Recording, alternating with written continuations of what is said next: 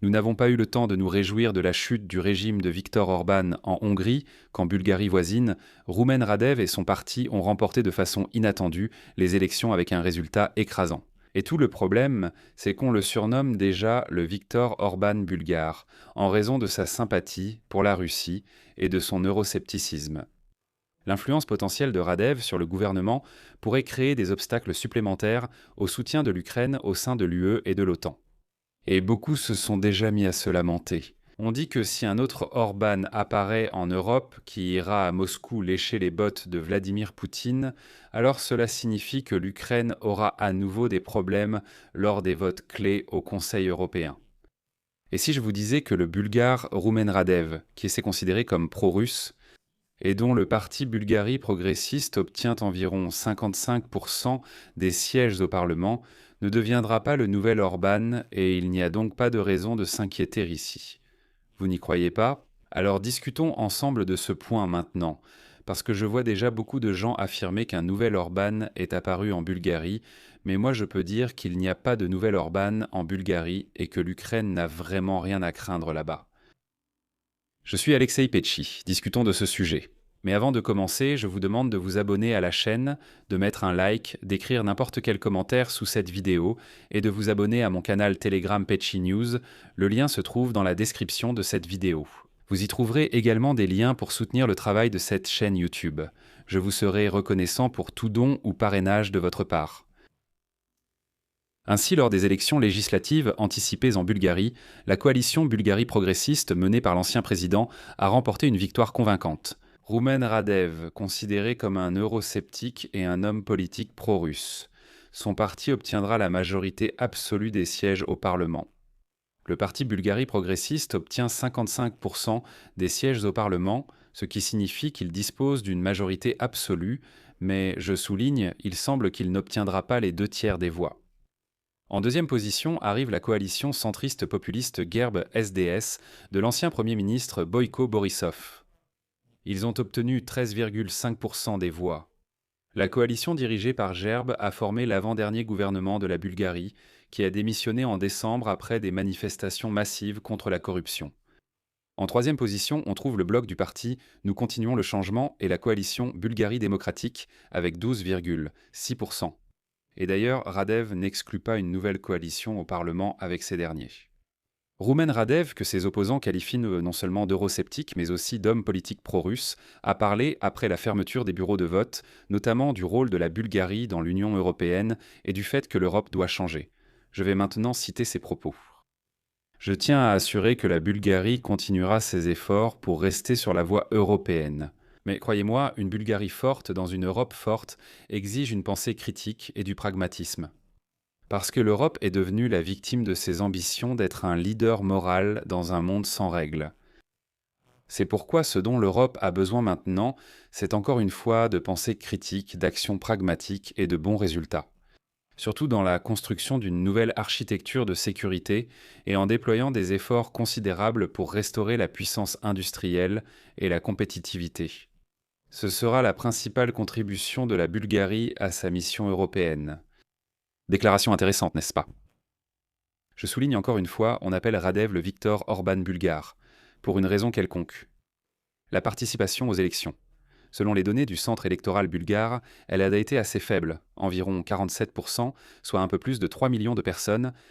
Les élections actuelles sont une conséquence directe de la crise politique de la fin de l'année 2025. À ce moment-là, le pays a connu les plus grandes manifestations des 10 dernières années. Elles ont commencé comme une contestation contre le budget de 2026, mais se sont rapidement transformées en manifestations contre l'ensemble du système politique et la corruption. En décembre, le gouvernement a démissionné et le président a dû nommer un cabinet technique provisoire. Et pour comprendre le chaos général en Bulgarie, il faut noter que depuis 2021, le pays a déjà changé de gouvernement 10 fois et organisé 8 élections parlementaires. Autrement dit, un nouveau gouvernement était nommé tous les 6 mois. Quelle stabilité peut-on évoquer dans de telles conditions ? Pour la Bulgarie, Radev est à la fois un homme politique expérimenté et il apporte une certaine nouveauté.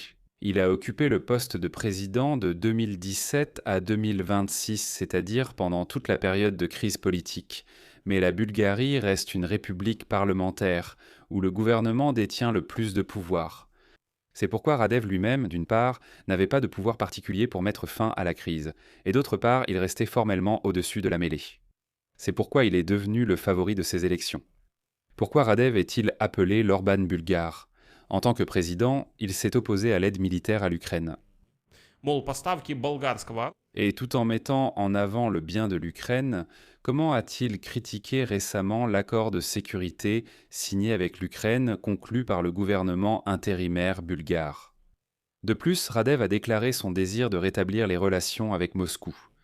Cependant, en tant que président, Radev a montré qu'il pouvait être un homme politique assez flexible, et il n'est pas prêt à aller ouvertement à l'encontre des positions de l'Union européenne ou de l'OTAN. Il a plutôt utilisé ses opinions eurosceptiques comme un moyen de négociation et pour gagner des points politiques à l'intérieur de la Bulgarie, et il a souvent fait des compromis. Et juste avant les élections, il a considérablement changé de position. À un moment donné, il a menacé de bloquer les sanctions contre la Russie, mais il ne l'a jamais fait. Et à un moment donné, il disait que l'Europe ne devait pas aider l'Ukraine en général, mais il n'a jamais rien bloqué non plus. À un moment donné, Radev s'est opposé à la signature de l'accord d'aide à l'Ukraine dès le début de la guerre à grande échelle, mais il l'a finalement signé, même s'il a déclaré qu'il était contre une adhésion rapide à l'OTAN. Radev est connu pour ses déclarations pro-russes et sa sympathie envers Moscou. Cependant, juste avant les élections, il a déclaré que la Bulgarie ne devait pas bloquer le crédit. Pour 90 milliards d'euros à l'Ukraine, bien que la Bulgarie ne participera pas à ce crédit, tout comme la Hongrie, la Slovaquie et la Tchéquie. En gros, il dit simplement que nous n'allons pas faire obstacle. Pour l'Ukraine, croyez-moi, c'est suffisant. Malgré sa victoire en solo, Roumen Radev n'a pas de majorité constitutionnelle. C'est exactement les 2/3 des sièges au Parlement, comme Viktor Orban en Hongrie. Cela signifie que Roumen Radev devra compter sur le soutien des forces politiques pro-européennes pour mettre en œuvre des réformes économiques. De plus, contrairement à Viktor Orban, Roumen Radev est un représentant des forces politiques de gauche, qui ne sont pas des alliés politiques de Donald Trump. Par conséquent, il ne peut pas avoir de lien avec l'administration Trump. Je vais vous expliquer. En tant que président, Roumen Radev représentait le Parti socialiste. De facto, c'est l'héritière du Parti communiste bulgare.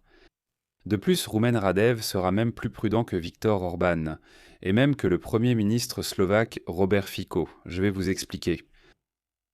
Robert Fico n'avait pas de majorité absolue pour former une coalition. Il s'est alors allié avec des forces d'extrême droite anti-ukrainiennes, dont il est obligé de tenir compte. Sinon, sa coalition au Parlement s'effondrerait tout simplement. Si vous y prêtez attention, Robert Fico lui-même peut venir et rencontrer Volodymyr Zelensky en Ukraine, et d'ailleurs se comporter de manière plus qu'adéquate. De retour en Slovaquie, il recommence à faire des déclarations scandaleuses. Voilà, eh bien parce qu'il faut toujours tenir compte des partenaires de la coalition. Mais en réalité, même Fico n'est pas aussi dangereux que Viktor Orban.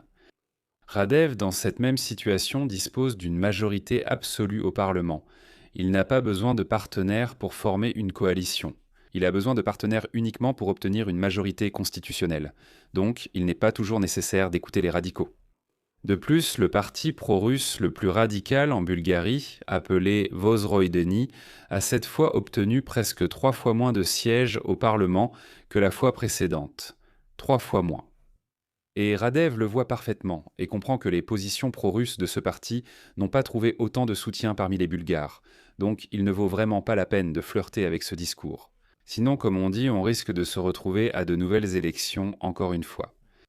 De plus, Radev aura besoin de financement provenant des fonds de l'Union européenne pour réaliser les réformes économiques promises. Ces décisions de politique étrangère ne doivent pas aller contre la ligne de l'Union européenne. D'un autre côté, le complexe militaro-industriel bulgare collabore étroitement avec l'Ukraine, et il est intéressé par la poursuite des livraisons d'armes. C'est pourquoi il sera difficile pour Radev de s'opposer aux intérêts de ces industriels. Ils viendront dire non, non, non, nous avons vendu et continuerons à vendre des armes. Il ne faut donc pas craindre que la Bulgarie mette vraiment des bâtons dans les roues de l'Ukraine. Enfin, j'ajoute un point très important. Vous vous souvenez comment, l'année dernière, l'Ukraine craignait beaucoup la victoire d'Andrej Babiš aux élections en Tchéquie.